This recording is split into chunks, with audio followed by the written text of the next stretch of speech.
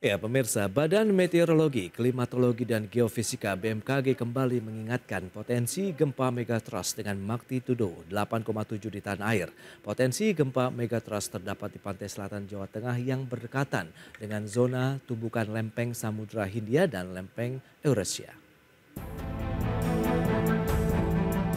Badan Meteorologi, Klimatologi, dan Geofisika atau BMKG kembali mengingatkan terkait potensi gempa megatrust dengan magnitudo sebesar 8,7 di wilayah Indonesia, terutama di pantai selatan Jawa Tengah. Hal ini disebabkan wilayah pantai selatan Jawa Tengah berhadapan langsung dengan zona tumbukan lempeng, yaitu lempeng Samudra Hindia dan lempeng Eurasia. Tumbukan lempeng tersebut merupakan zona gempa megatrust dengan skenario terburuk apabila terjadi gempa di pusat tumbukan, maka kekuatannya bisa mencapai magnitudo 8,7. Kepala Badan Meteorologi, Klimatologi, dan Geofisika Dwi Korita Karnawati mengatakan potensi gempa megatrust bukan merupakan prediksi maupun ramalan dan belum tentu terjadi.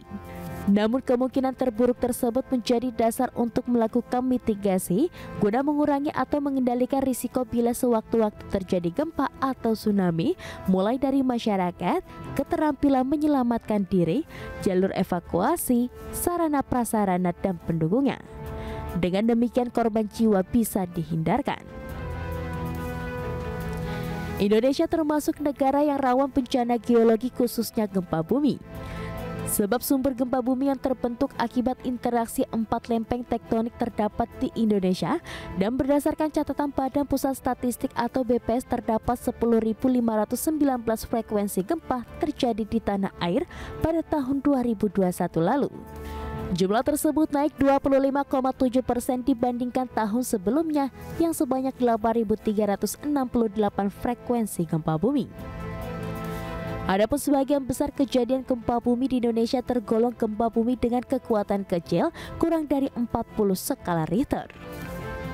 Dari Jakarta, Tim Liputan IDX Channel. Ya, pemirsa, untuk membahas tema menarik kita, mewaspadai potensi ancaman gempa megatrust, kita sudah tersambung melalui Zoom bersama dengan Ibu Dwi Korita Karnawati. Beliau adalah Kepala Badan Meteorologi, Klimatologi, dan Geofisika atau BMKG. Ya, selamat pagi, Bu Rita. Selamat pagi, Mas. Assalamualaikum warahmatullahi wabarakatuh. Waalaikumsalam warahmatullahi wabarakatuh. Salam sehat, Bu. Salam sehat juga, Mas. Baik, terima kasih. Ini kembali menghangat begitu ya, upaya yang sudah dilakukan BMKG untuk mengingatkan adanya potensi begitu gempa megatrust di Indonesia. Mungkin terlebih dahulu bisa Anda jelaskan juga nih kepada pemirsa, Bu Rita, apa sih yang dimaksud dengan gempa megatrust ini? Baik, jadi kejadian gempa bumi itu kan diakibatkan oleh adanya pergerakan lempeng-lempeng tektonik.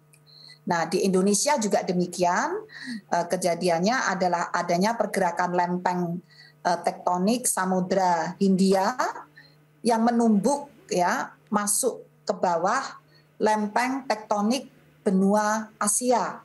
Itu dari arah selatan dan barat ya. Kemudian juga lempeng Samudra Pasifik dari arah timur menumbuk ke lempeng benua Asia juga. Bahkan juga ada lempeng dari arah utara juga ya, itu juga Samudra Pasifik, dan juga ada lempeng Filipina. Nah, tumbukan-tumbukan lempeng itu karena tadi sifatnya menunjang masuk ke bawah. Okay. Nah, itu kan terjadi bidang kontak. Bidang kontak antara lempeng yang menumbuk dengan lempeng yang ditumbuk, yaitu antara lempeng samudra dengan yang ditumbuk lempeng benua. Nah, gempa megatrust itu adalah gempa yang terjadi pada zona kontak antar lempeng tadi. Baik.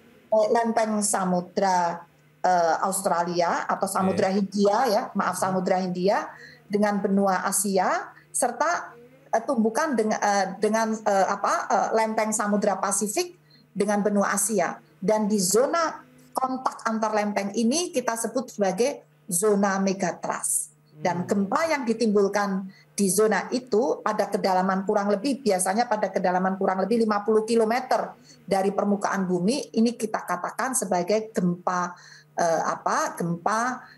di zona megatrust. Demikian. Oke. Dan lantas kalau kita bicara mengenai besarnya magnitudo yang masuk dalam kategori gempa megatrust ini, kisarannya berapa, Bu Rita? Sangat bervariasi. Mulai dari magnitudo yang sangat rendah, katakan 2 atau kurang dari 2, yang bisa merasakan hanya sensor seismograf ya, hanya alat, sampai yang kekuatannya melampaui 8 magnitudonya, bahkan sampai 9, 9,2 itu seperti di Banda Aceh. Nah, jadi sangat bervariasi. Yang membuat kita harus waspada adalah yang sifatnya merusak, yaitu apabila kekuatannya ya biasanya kalau sampai 7, 8 ini kan katastrofik. Bahkan karena di dasar laut tumbukan ini, maka bisa membangkitkan tsunami apabila diakibatkan oleh ada gerak vertikal, patahan ya. Atau ada longsor bawah laut, ini juga bisa menimbulkan tsunami. Demikian. Oke, itu dia. Berarti yang menjadi pemicunya memang ada pergerakan dari lempeng-lempeng tektonik tadi yang berada di wilayah Indonesia. Apakah sebagian besar wilayah Indonesia memang berada di lokasi lempeng-lempeng tektonik tersebut, Bu Rita? Justru kepulauan Indonesia ini bisa muncul di permukaan laut. Bisa hadir Indonesia di permukaan laut. Karena itu tadi ada tumbukan lempeng tadi. Kalau nggak ada tumbukan lempeng, barangkali tidak akan muncul sampai ke permukaan laut. Dan itu jelas karena kehadiran pulau-pulau Indonesia ini merupakan salah satu produk dari tumbukan lempeng, maka gempa-gempa itu akan terus terjadi. Artinya bumi ini masih hidup. Selama lempeng itu bergerak, denyutnya itu masih hidup. Kalau lempeng itu sudah berhenti, walau alam sehat. Baik, itu dia ya kalau kita bicara mengenai gempa megatrust di Indonesia. Tapi kalau kita lihat menilik ke belakang begitu, sudah ada beberapa kali kejadian sebelumnya begitu gempa megatrust di Indonesia, Bu Rita. Nah, ini menurut catatan dari katalog gempa BMKG. Tahun 1600 itu tercatat sudah ada 20 kali kejadian gempa di zona megatrust dengan magnitudo lebih dari 8. Itu sejak tahun 1600. Nah, yang terkini yang baru saja ya, itu di era generasi kita, itu misalnya gempa di Banda Aceh itu ya, tahun 2004. Itu megatrust, magnitudonya 9,2. Kemudian di Banyuwangi itu sebelumnya tahun 1994, magnitudonya 7,8. Di Nias tahun 2005, magnitudonya 8,5. Pangandaran tahun 2006, magnitudonya 7,7. Bengkulu tahun 2007, magnitudonya 8,5. Dan di Pagai tahun 2010, magnitudonya 7,8. Ini yang gempa-gempa yang kuat. Yang gempa kecil-kecil puluhan, bahkan mungkin sudah ratusan terjadi. Yang tidak dirasakan, atau yang dirasakan lemah, itu lebih sering lagi. Lantas kalau kita lihat beberapa waktu lalu BMKG juga menyebutkan potensi terjadinya begitu di pantai selatan Jawa Tengah begitu. Apa yang membuat ada statement seperti itu? Apakah memang lokasinya berada dengan lempeng tektonik tadi, Bu Rita? Dan berikut ini kami sampaikan infografik beberapa gempa besar yang terjadi di Indonesia. Data selengkapnya bisa Anda saksikan di layar televisi Anda. Ini ada beberapa yang sempat terjadi juga di Indonesia, di gempa Aceh tahun 2004, tepatnya di 26 Desember ini sekitar 9,1 skala Richter, dan tadi sudah disampaikan masuk dalam kategori gempa megatrust. Kemudian juga ada gempa Nias 28 Maret 2005, 8,2 skala Richter juga masuk dalam megatrust, dan juga gempa Pangandaran pemirsa magnitudo sekitar 7,7. Ini terjadi di 17 Juli 2006, kemudian Yogyakarta juga di tahun 2006 5,9 skala Richter, kemudian Padang 7,6 skala Richter terjadi tahun 2009, kemudian ada juga gempa di Donggala Palu 2018 sekitar 7,4 skala Richter. Baik, kita akan lanjutkan kembali perbincangan bersama dengan Ibu Dwi Korita Karnawati, beliau adalah Kepala BMKG. Ya. Baik Bu Rita, kalau kita sempat tadi tertunda ini bicara mengenai beberapa daerah begitu. Tadi salah satunya di pantai selatan Jawa Tengah begitu ya, yang masuk dalam area gempa megatrust. Ini kenapa Bu? Apa yang menjadi penyebab? Apakah memang berhadapan atau berdekatan dengan tadi lempeng-lempeng tektonik tadi Bu? Betul sekali. Jadi lempeng-lempeng tektonik yang bertumbukan tadi, itu penyebarannya mulai dari bagian utara sebelah barat Pulau Sumatera. Jadi Pulau Sumatera itu kan serong miring. Pada jarak 250 kurang lebih ya, 250 km dari tepi pantai barat Sumatera, memanjang dari utara terus turun ke bawah sampai ke Selat Sunda. Itu adalah zona tumbukan lempeng, kemudian membelok ke selatan Jawa dan Nusa Tenggara. Itu juga tumbukan pada jarak kurang lebih 250 km dari tepi pantai. Dan kemudian juga ada di utara Sulawesi, Halmahera, dan di utara Papua. Nah, selatan Jawa tentunya kota-kota yang berada di selatan Jawa itu berhadapan langsung dengan zona tumbukan lempeng tadi pada jarak kurang lebih 250 km. Jadi berpotensi untuk menerima dampak dari gempa bumi tadi, baik berupa guncangannya ataupun tsunami-nya. Demikian. Nah, kalau kita bicara mengenai kejadian terburuknya begitu, skenario terburuk apabila hal itu terjadi, berapa besar potensi bahaya tsunami, kemudian tingkat kegempaannya sendiri, Bu Rita? Nah, yang khusus di selatan Jawa ya, itu dari perhitungan analisis para pakar gempa bumi, itu menghitung sampai magnitudo 8,7 magnitudonya. Nah, jadi energi yang masih tersimpan saat ini diperhitungkan sebesar itu. Dan seandainya, auzubillahi min dzalik, seandainya, ini bukan ramalan, bukan prediksi, bukan kepastian, tapi persiapan. Seandainya terjadi, dampaknya itu bisa membangkitkan tsunami yang ketinggian gelombangnya di tepi pantai, potensi ketinggian gelombangnya mencapai 10 meter lebih, dan waktu datangnya bervariasi. Ada dalam waktu yang sekitar 20 menit, ya, tergantung jarak tepi pantai dengan pusat gempa, tapi ada juga yang waktu datangnya itu sampai 40 menit. Jadi bervariasi. Nah, bicara mengenai mitigasi begitu bencana, apakah ini juga sudah tersosialisasi, teredukasi kaitannya dengan literasi bencana, khususnya gempa megatrust ini di masyarakat? Mengingat tadi, apabila terjadi begitu, kemudian peluangnya sekitar 20-40 menit saja untuk kita melakukan persiapan menyelamatkan diri dan lain-lain, Bu Rita. Betul ya, jadi terus kami menggencarkan dan tidak sendiri, tidak hanya BMKG, tapi BNPB, BPBD, terutama Badan Penanggulangan Bencana Daerah, dan beberapa pihak relawan, LSM, ya, organisasi massa, terus menggencarkan informasi tadi yang bersumber dari BMKG atau dari hasil penelitian pakar. Jadi yang dilakukan adalah tidak hanya sosialisasi, tetapi misalnya yang dilakukan BMKG tentunya memperkuat sistem peringatan dini. Jadi kita kita tambah peralatan yang menghadang zona megatrust ini. Juga di Selat Sunda kita pasang radar tsunami. Kemudian juga dilakukan edukasi tadi sejak lebih dari 10 tahun yang lalu, terutama setelah kami memetakan. Jadi dari peta gempa dan tsunami itu akan diperkirakan zona mana saja yang akan terendam. Dan rendamannya itu tingginya berapa meter. Lalu kita bawa ke lapangan bersama pemerintah daerah. Jadi aktor utamanya kan di sini pemerintah daerah yang mempunyai wewenang mengatur masyarakatnya. Nah, di situ kita akan melihat jalur mana yang paling cepat, paling aman untuk menyelamatkan diri dari pantai menuju tempat yang lebih tinggi. Itu. Jadi ada jalur evakuasi, ada peta, ada jalur evakuasi, ada rambu-rambunya.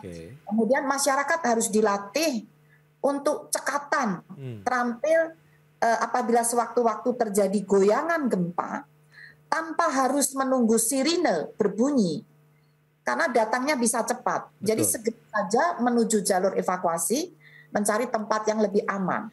Yang penting adalah latihan keterampilan ini. Dan tata ruang ini kami juga menyampaikan ke pemerintah daerah, pihak terkait, tata ruang harus diatur, jangan banyak bangunan yang terlalu mepet ke pantai, bahkan jendela kamar lihat ke bawah udah pantai yang rawan tsunami. Nah, ini kan menjadi upaya untuk penyelamatan kan menjadi tidak mudah ya kalau terlalu dekat, sehingga tata ruang harus dijaga, ada sempadan pantai ya, dan juga ini sistem peringatan dini jangan sampai kami misalnya sudah membantu peralatan, alatnya jangan sampai dirusak, jangan sampai dicuri ya. Rambu-rambunya jangan ini, dan semestinya ini adalah kami mendorong kemandirian masyarakat dan pemerintah daerah untuk terus berupaya mempersiapkan ini. Seperti contohnya di masyarakat Jepang itu kan lebih mandiri. Betul. Dan bahkan yang kami lihat kalau pemerintah daerah sudah banyak bergerak, masyarakat sudah mulai, tetapi pihak swasta, pengusaha-pengusaha hotel. Contoh yang bagus itu di hotel di Kuta, Nusa Dua, di Bali itu sudah siap semua ya. Tapi di wilayah lainnya Indonesia kan luas. Nah ini perlu juga industri-industri yang di pinggir pantai itu bisa mengakibatkan katastrofik double. Bukan hanya karena tsunami atau gempanya, tapi industri ini kalau sistemnya terganggu itu bisa menimbulkan ledakan, kebakaran atau menyebarkan limbah yang beracun. Nah, ini yang masih kurang. Perlu diperkuat lagi bagaimana industri secara mandiri memanfaatkan informasi BMKG. Jadi kami ini penyedia informasi, penyedia peringatan dini. Tetapi sistem mitigasi itu dibangun secara mandiri oleh pihak yang memiliki. Dan kami membantu menyampaikan informasinya. Seperti itu. Baik, Bu Rita, ini kita akan bahas lagi begitu. Pentingnya memang alat-alat mendeteksi gempa, kemudian tsunami ini harus tetap terjaga dan berfungsi pada waktunya. Bagaimana dengan sistem pengawasannya? Apakah kerjasama BMKG dengan lembaga lain dan juga pemerintah daerah setempat? Betul sekali. Jadi kendala utama itu kadang-kadang misalnya alat pendeteksi gempa ya, seismograf, itu kan menggunakan solar panel, ada baterainya. Nah ini kadang-kadang hilang, meskipun sudah dipager, sudah digembok, sudah di ini. Tapi nah ini, jadi kami memang harus bekerja sama dengan pemerintah daerah, dengan masyarakat setempat bahkan, karena yang paling dekat ini ya dengan mereka itu. Nah karena kalau solar panelnya diambil, baterainya diambil, alat itu akan mati. Dan kalau alat itu mati, nggak bisa mendeteksi. Jadi kalau terjadi apa-apa yang kena ya masyarakat sendiri gitu loh. Jadi kami tetap terus bekerja sama mengupayakan agar peralatan tersebut terjaga. Untuk tempat-tempat yang vital kami juga bekerja sama dengan TNI gitu ya, agar ada penjagaan seperti itu. Baik, lantas bagaimana dengan pola pelatihan mitigasi bencananya sendiri di masyarakat? Apakah ini juga menjadi suatu pelatihan yang rutin dalam kaitannya antisipasi sehingga nanti tidak ada korban berjatuhan pada saat peristiwa gempa terjadi? Ya, polanya sebetulnya sudah ada semacam modul ya, kurikulum yang baku ya, udah ditetapkan, yaitu nomor 1 adalah membangkitkan kewaspadaan masyarakat untuk memahami kenapa sih kok bisa terjadi seperti itu, penyebabnya apa. Lalu kemudian yang kedua, langkah-langkah apa yang harus dilakukan untuk mencegah terjadinya korban ya sebelum kejadian gempa dan tsunami, pada saat dan jadi pada saat itu apa yang harus dilakukan, sebelum kejadian apa yang harus disiapkan, dan setelah kejadian apa yang harus dilakukan. Sebetulnya sudah baku dan diikuti latihan-latihan, itu sudah baku. Nah sehingga tantangan berikutnya adalah bagaimana yang sudah dilatih dan secara baku ini bisa secara mandiri pemerintah daerah dan masyarakat ataupun pihak swasta yang terkait itu secara mandiri kesadaran itu melakukan itu tanpa harus diinget-ingetin gitu ya. Baik. Jadi harus rutin. Katakanlah latihan evakuasi paling tidak 6 bulan sekali atau setahun 2 kali gitu. Jadi yang penting itu rutinitas dan membuat kita tidak panik. Kalau itu rutin berlatih, tidak panik dan menjadi cekatan. Nah, ini yang masih menjadi tantangan membangkitkan kemandirian untuk seperti itu. Baik, dan kalau kita lihat dari pola pelatihannya sini berbeda tidak untuk mereka yang hidup di daerah pesisir, kemudian di dataran tinggi begitu, Bu Rita? Nah, sebetulnya pelatihannya pada prinsipnya sama, tetapi jenis ancamannya berbeda. Di daerah pesisir ancaman yang terbesar adalah tsunami.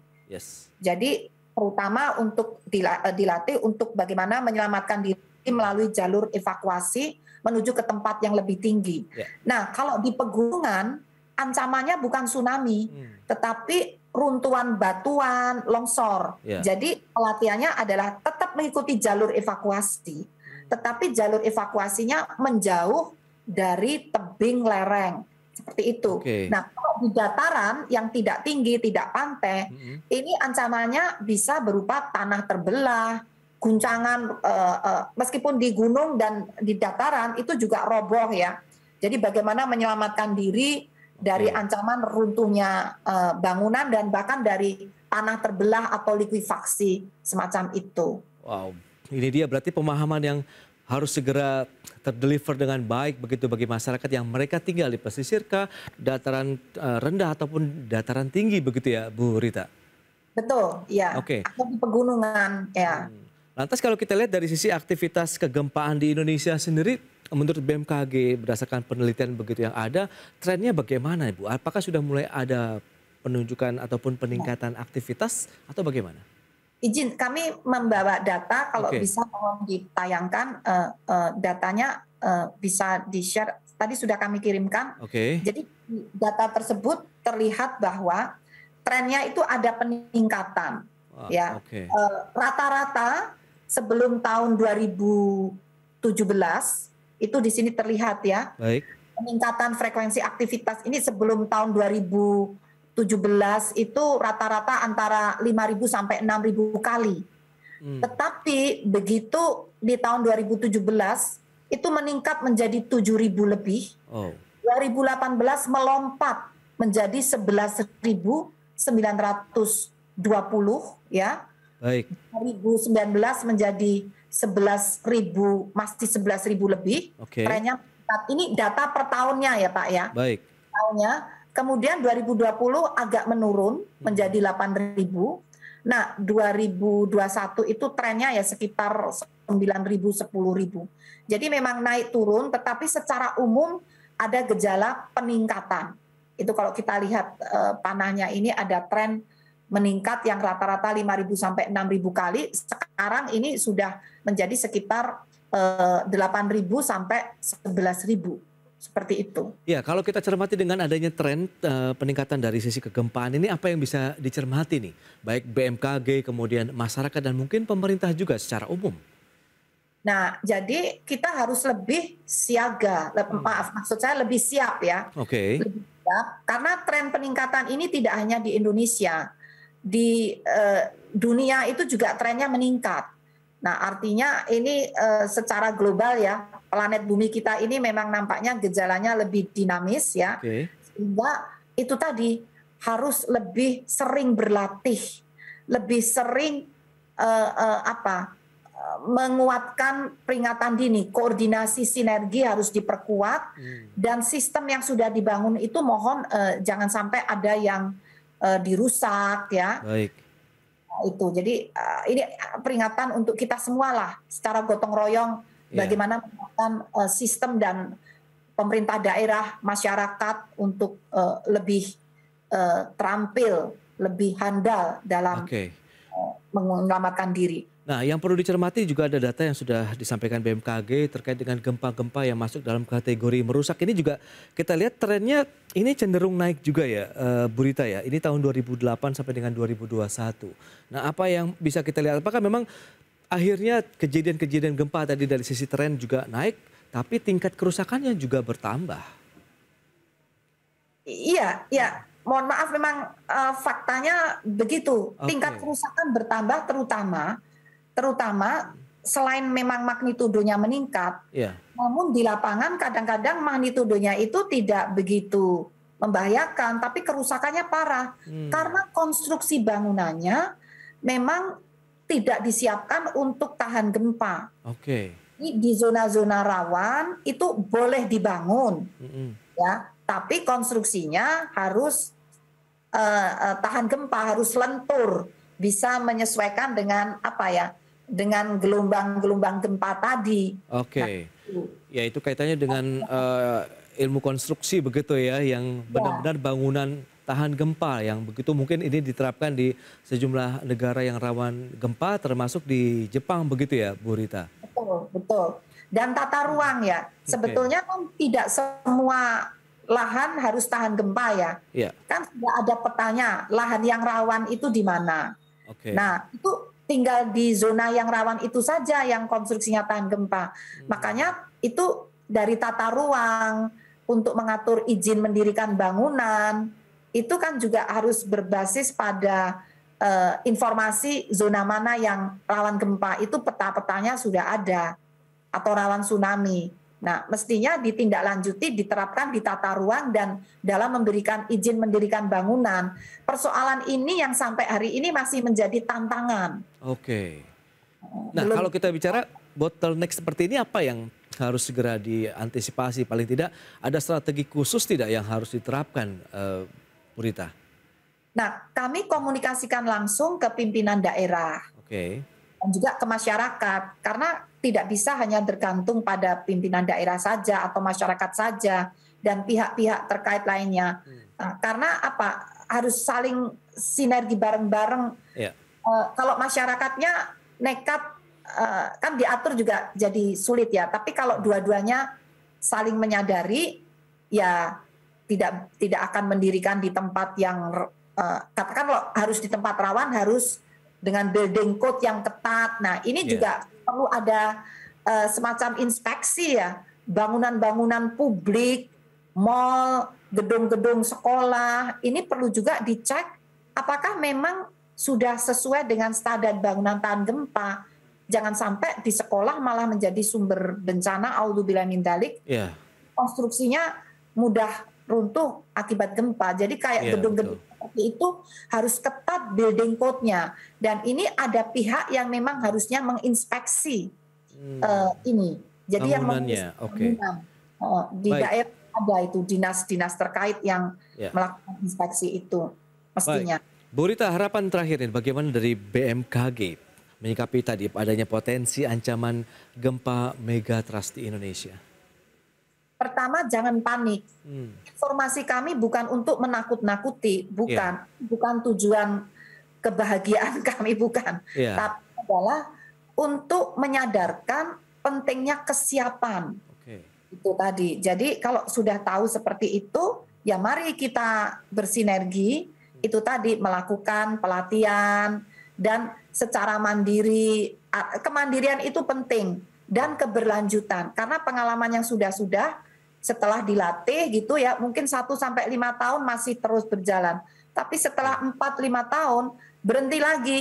Selama berlatih itu tidak pernah terjadi gempa dan tsunami seperti di Palu. Saat aktif itu nggak pernah terjadi gempa bumi dan tsunami. Tapi begitu kendor terjadi gempa dan tsunami kita sudah tidak siap lagi. Jadi harus tetap konsisten berkelanjutan secara mandiri, rutin untuk berlatih dan bersiap. Berarti yang dibutuhkan adalah peran aktif masyarakat sendiri begitu ya, untuk bisa memahami dan pemerintah daerah. Baik, itu dia. Berarti banyak sinergi yang harus segera dilibatkan juga nih supaya nanti bisa mengurangi dampaknya dari gempa bumi yang terjadi di Indonesia. Baik, Ibu Rita, terima kasih banyak Bu atas waktu yang disempatkan dan sharing Anda berikan untuk pemirsa IDX Channel. Tentu ini menjadi insight baru ya terkait dengan kegempaan di Indonesia. Selamat melanjutkan aktivitas Anda kembali dan salam sehat Bu Rita. Terima kasih. Salam sehat. Assalamualaikum warahmatullahi wabarakatuh. Waalaikumsalam.